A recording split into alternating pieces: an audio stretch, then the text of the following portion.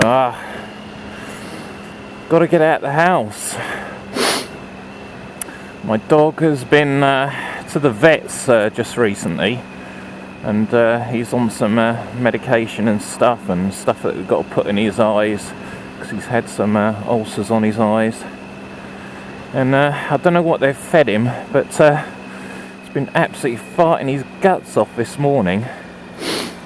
So I've got to get out, do a few little errands, have a go on the bike, and breathe some fresh air. Yeah, better than dog farts.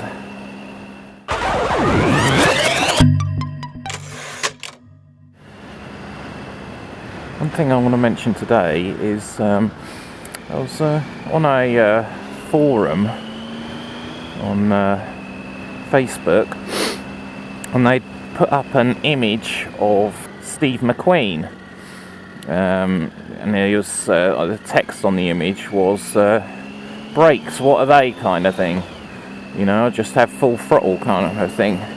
People making all sorts of comments and stuff and that about using brakes and all this, and my comment was a skilled rider would hardly use his brakes.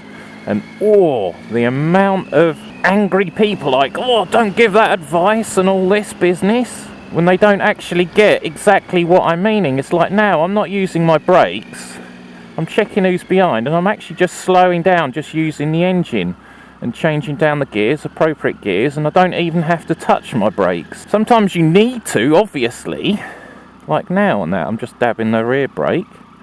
Yeah, and one thing I mentioned as part of it was that about me going on this bike safe course.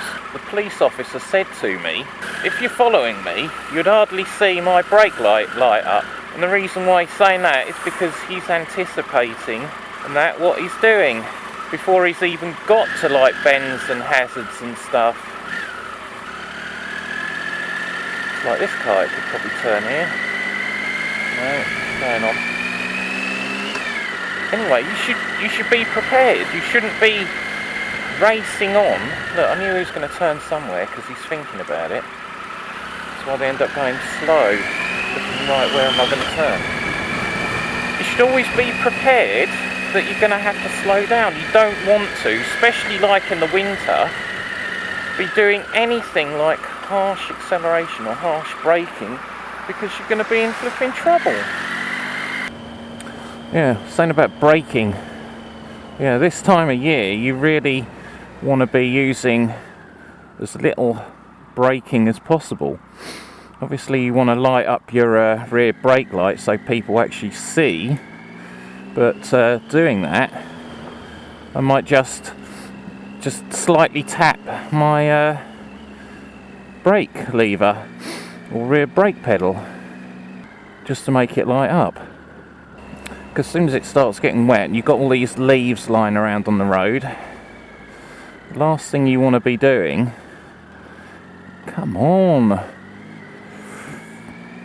is using too much acceleration or braking, because that's when you'll get into a skid and you'll be putting your bike down. So the more you can forward plan, the more you can look ahead, the better. Like for example, and that I was with the CMA going to a meet at Farnborough. I was coming off a slip road a little bit too quickly, and it was wet, chucking it down about March time, so it's still cold, still potential of sleet and snow and stuff during that time of year. And I come round it a little bit too quick, and I could feel the back end of the bike just sliding out. So rather than panicking and trying to brake and slow myself down, what I ended up doing was just rolling off the throttle, and then instantly the bike recovers. And also coming up in traffic, so like you see ahead that there's traffic lights and they're red and the cars are all queued up, what you want to do is start just changing down gear and slowing yourself down gently, and anticipating that they might begin to start moving off, and you don't then need to come to a full stop. And also, you know, any vehicles behind you, you're slowing them down so they're not going as fast. You're not going to suddenly come to a stop abruptly and you're lessening the chance of them then rear-ending you, because you're just doing a gradual slowdown. You know, if the person behind you is looking ahead, they should see that the road is blocked and that because the traffic lights are red, and also that the cars are stopped, so you can see that you're going to need to stop. Just my little bit of tuppence into the conversation, and that kicked up a huge stink. It's like, oh, you don't know what you're talking about. See you in hospital, mate. It's like, okay, whatever. I say, like, the advice for filtering and that, you see so many videos of filtering where people are absolutely speeding through between cars and weaving through them at high speed, and then all of a sudden somebody in one of the lanes changes position and they crash into them. Well, the thing is, like in our rules here in the UK, you're only actually meant to do, say, at most 20 mile an hour more, up to 20 mile an hour more than what that car's doing. So if that car's stationary, you should be filtering, say, like at 20 mile an hour through, just in case, so you can be able to stop. Or if they're doing 40, you should not be doing no more than 60 through it. But again, I wouldn't even be doing that. It's all about flowing smoothly and being fully aware and being able to stop in the distance that you can see. Well, if you've got a whole load of cars that you're filtering down the middle of and you're just pelting it down between them all, like thinking, yeah, I'm cool, rather than just taking it a little bit slower, just a little bit easier. I'm not meaning like crawling pace, I'm just talking about that if a car was to suddenly do something, or somebody was going to pull a U-turn or something right in front of you, that you're going to be able to stop and not have an accident. They say it takes two to tango. Sometimes you can't help it. What's it, the infamous biker had his accident. He was on a road that he could have been doing 60 mile an hour on, but he wasn't. He was doing 40. Why? Because he could see potential hazards. A van was in front of him there in the middle section. You just don't know what it's going to do.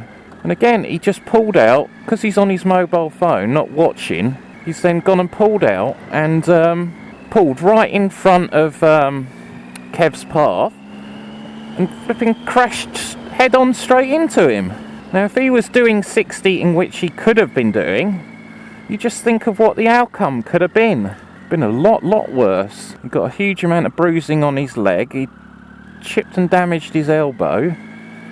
And that was just at 40 mile an hour. He weren't even doing 40 when he actually hit, because he braked up. So what would it have been like if he was doing, say, 40 when he actually made impact?